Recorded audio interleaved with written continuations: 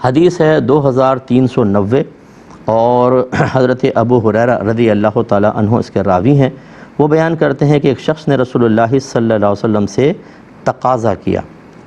یعنی اس روایت کے مطابق آگے بھی آئے گی، اس نے ایک اونٹ قرض دیا تھا تو آ کے اس نے تقاضا کیا میرا اونٹ دیں، پھر اس نے سختی کی تو آپ کے اصحاب نے اس کو ڈانٹنے یا مارنے کا ارادہ کیا کہ تم کیسے سرکار سے بات کر رہے ہو۔ وہ آگے بڑھے، آپ نے فرمایا اس کو چھوڑ دو، کیونکہ جس کا حق ہوتا ہے اس کو بات کرنے کی گنجائش ہوتی ہے، اور اس کے لیے ایک اونٹ خرید کر اس کو عطا کر دو۔ صحابہ کرام علیہم الرضوان نے عرض کی کہ ہم کو ایسا اونٹ ملا ہے جو اس کے اونٹ سے زیادہ عمر والا ہے، تو رحمت کونین صلی اللہ علیہ وسلم نے فرمایا کہ اس کو یہی اونٹ عطا کر دو، کیونکہ تم میں بہترین شخص وہ ہے جو قرض اچھی طرح سے ادا کرے۔ تو اس میں چند چیزیں ہیں۔ پہلی بات تو یہ کہ سرکار نے قرضہ لیا، یہ ہم نے آپ کو بتایا کہ تعلیم امت کے لیے، تاکہ امت کے لیے آسانی ہو جائے۔ اگر سرکار صرف قرض سے ناراضگی کا اظہار کرتے تو بہت سارے جو بیچارے غریب لوگ ہیں وہ کیسے قرض لیتے، ان کے لیے تو گناہ بن جاتا نا۔ وہ جب سرکار اظہار ناراضگی فرما رہے تو گناہ ہے،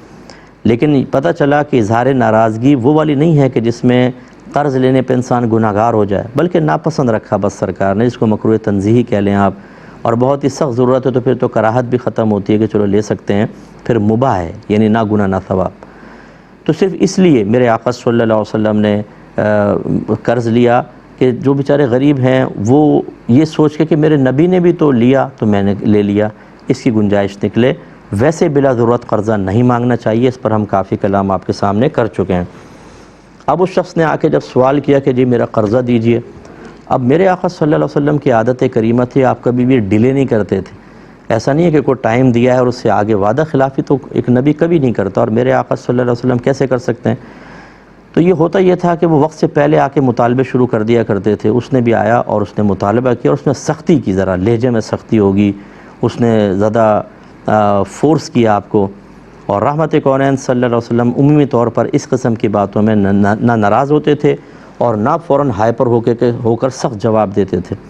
تو صحابہ کرام نے بہرحال اس سختی کو اور اس شدت کو محسوس کیا اور اس کو بہت بڑی بے ادبی سمجھا، تو اس کی طرف بڑھے تاکہ اس کو اس کام سے روکا جائے، لیکن نبی کریم صلی اللہ علیہ وسلم نے منع فرمایا اور ایک جملہ ارشاد فرما دیا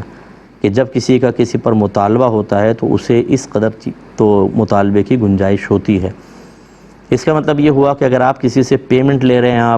آپ قرضہ وصول کر رہے ہیں، اور خدا نخواستہ آپ کو غصہ آیا کہ وہ ڈیلے کر رہا تھا، اس نے دیر کر دی، آپ کا نقصان کر دیا، اور تھوڑا بہت غصہ ہو گیا اور غصے کا اظہار بھی بلکہ آپ نے کر دیا، اس کی گنجائش ہے۔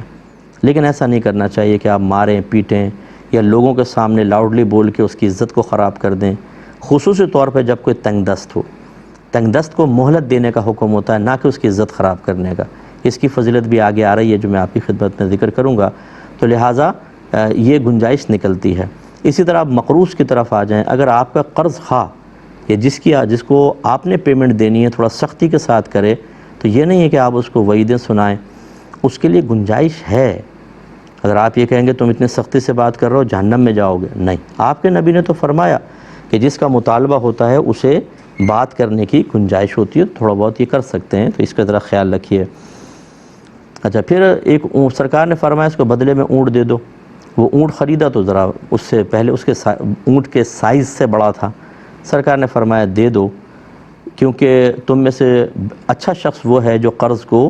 اچھی طریقے سے ادا کرے، بہتر شخص وہ ہے۔ اس کا مطلب یہ ہوا، دیکھیں اب دو چیزیں ذرا غور سے سنیے گا۔ کسی نے کسی کو 1 لاکھ روپے قرضہ دیا